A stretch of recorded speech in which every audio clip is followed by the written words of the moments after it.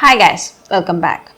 So, who hasn't heard about the defamation case that's happening between Johnny Depp and Amber Heard?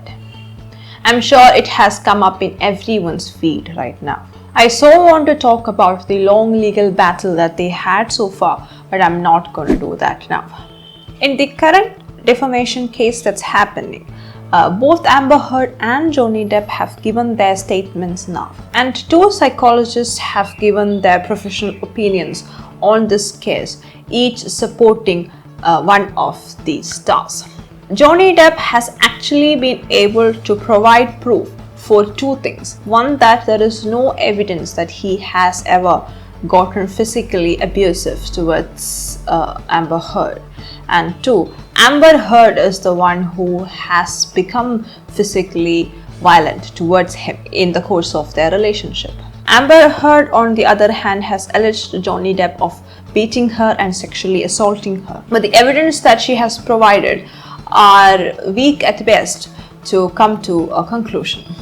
As far as the forensic psychologists are concerned, Dr. Shannon Curry took the stand in support of Johnny Depp, saying that he was found to be a victim of intimate partner violence in her analysis, and that Amber Heard is not suffering from PTSD. She found that Amber Heard has histrionic and borderline personality disorders, and Amber Heard's PTSD symptoms are grossly exaggerated. Dr. Hughes, on the other hand, took the stand in support of Amber Heard, and she corroborated the claims that Amber Heard made that Johnny Depp abused her sexually and physically. According to her analysis, Amber Heard has PTSD because of the abuse she suffered at the hands of Johnny Depp. In this video, I want to talk about the curious case of the testimonies given by Amber Heard and Dr. Hughes. I noticed something very peculiar about them. Before I go on to that, I must begin on a very different note. I don't have to say that feminism is the most prominent ideology that deals with and talks about domestic violence and sexual violence in the world. Now, in feminism, women are seen as victims. A type of victim mentality is injected into women's minds.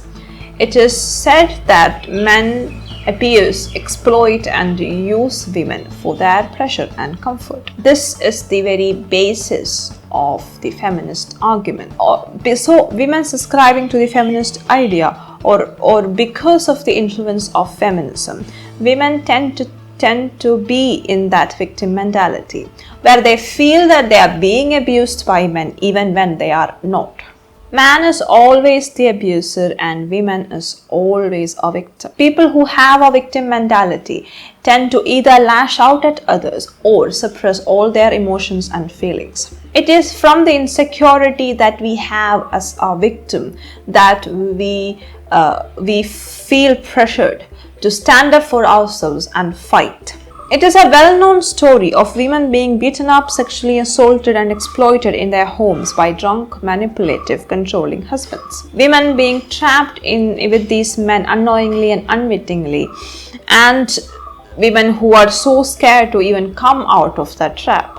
We are too familiar with this story. I'm not saying that it is wrong. This type of abuse does happen a lot, and women do end up on the receiving side of that kind of abuse. As a result, their lives get torn apart. The problem is, this is not the only type of domestic violence that happens. This is the only type of domestic violence we are introduced to. So when we hear domestic violence, this is the first image that comes into our head. If you do a Google search right now on domestic violence, these are the types of stories and red flags that we come to see. That is how widespread this notion of women's victimhood has spread now. The reality is that domestic violence is not just limited to that. There are sibling on sibling violence. There is domestic violence that happens at the hand of relatives. there is man on man violence, there is man on woman violence, there is woman on man violence, there is woman on woman violence. And there are also cases where a man beats up their children, or a woman beats up their children, or a man and a woman can beat up their children. There are even circumstances where just one child is scapegoated and treated horribly while the other children has a fair amount of care. These are all different ways in which people are abused and mistreated within their homes, and not one is more important than the other. Maybe the cases of children are more important than the cases of adults. Other than that, there is no differences in comparison. But because of how widespread the feminist ideology and the feminist way of thinking is in the world right now, we only talk about this one type of domestic violence where a man beats up a woman. And these cases get a lot of attention and sympathy at the moment. Of course, there was a time when women were not taken seriously when they said that they were getting beaten up by their husbands or their fathers. Now, men are not taken seriously when they say that women abuse them or that women take advantage of them. Any human who is trying to destroy another human's life is going to do some smear campaign on their victim and defame them in order to win this battle. They will project their mistakes onto their victims. It's a classic gaslighting tactic.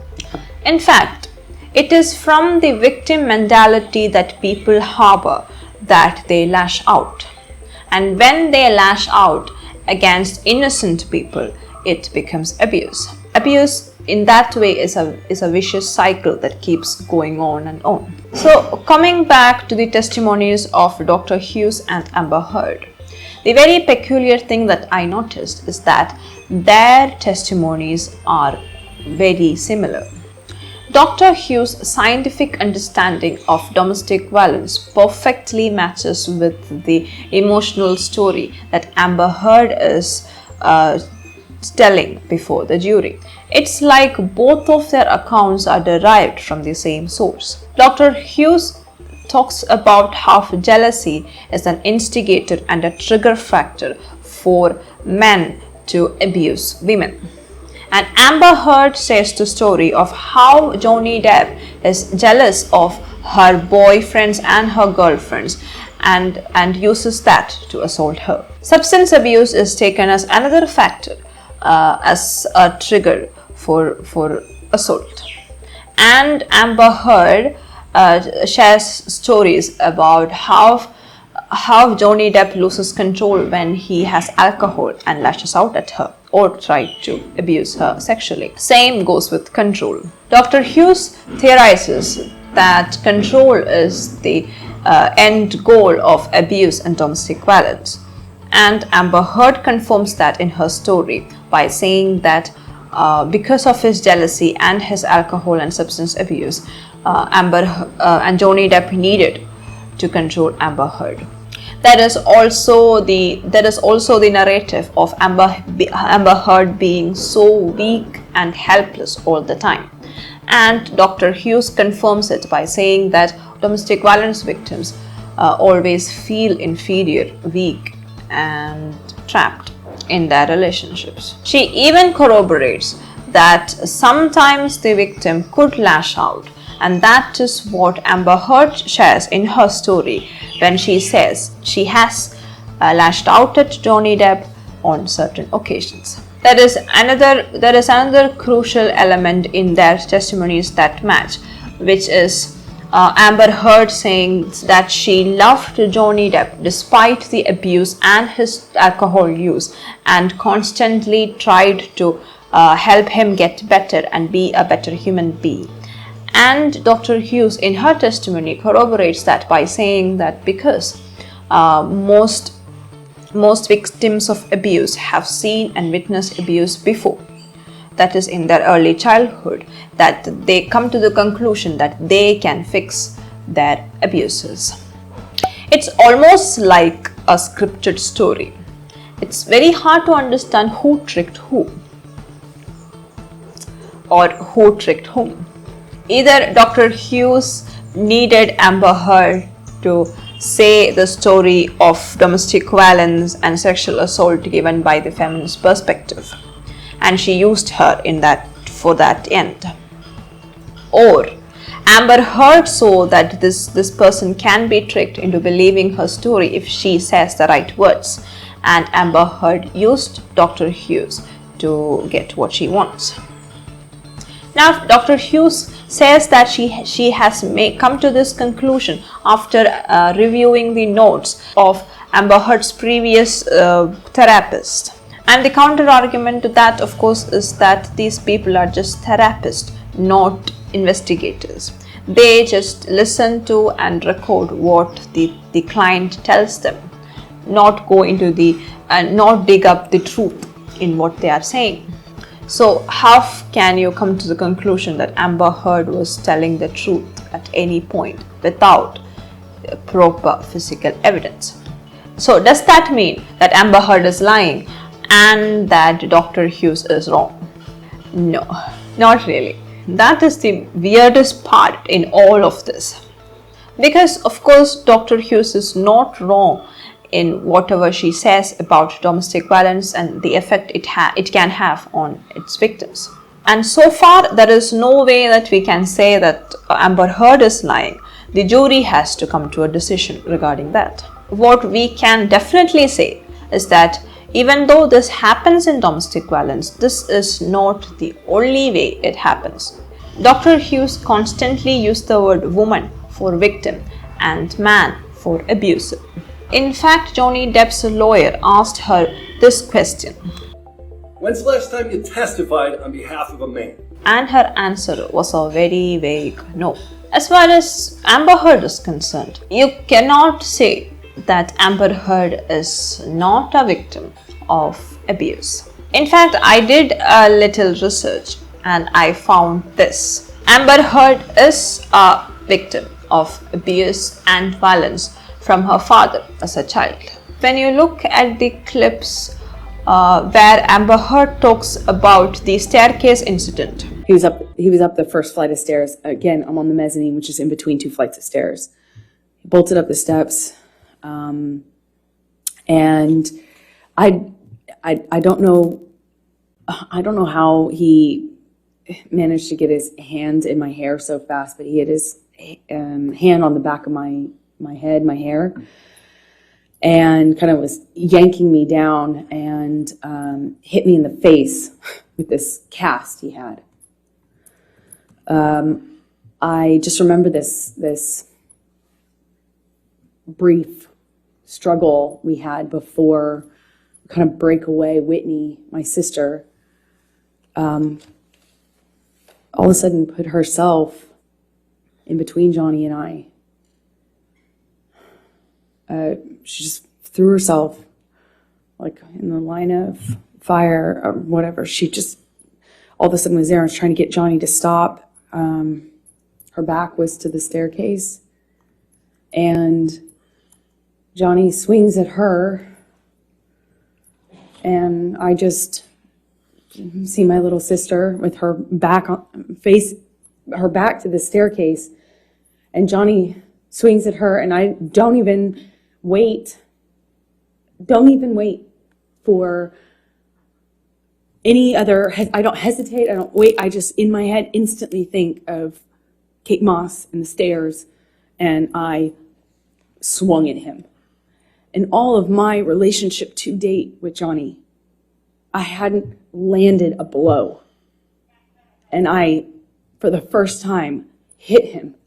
Like, actually hit him. Square in the face.